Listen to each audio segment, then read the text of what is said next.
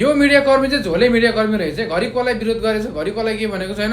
हरेक दिन होइन आफ्नो आफ्नो भ्युजको लागि चाहिँ दुनियाँ कुरा दुनियाँ मान्छेले गाली गर्ने होइन। घरि यो भने अहिले हुँदा हुँदा बालेन शाह प्रधानमन्त्रीले यस्तो भन्न थाले अहिले। यो मान्छेले ठिक लागेन छोरो कि मलाई आजभोलि के। भदौ 24 को घटनामा आफै फस्ने डरमा बालेन 7 दिनभित्र गर्छु भनेको बाचा किन पूरा गरेनन्? प्रधानमन्त्री बालेन शाह आफू र आफ्ना मन्त्री फस्ने डरले आफ्नै निर्णयबाट पछि हटेका छन्। गौरी बहादुर कार्की नेतृत्वको जाँचबुझ आयोगले तयार पारेको प्रतिवेदन एकपक्षी भएको भन्दै चर्को विरोध भएको थियो। भदौ 23 गतेको घटनामा मात्रै उक्त प्रतिवेदन तयार पारिएको थियो। खासमा यस्तो एकपक्षीय प्रतिवेदन तयार पार्नेलाई हो कारबाही गर्नुपर्ने भन्दै चर्को आलोचना भयो।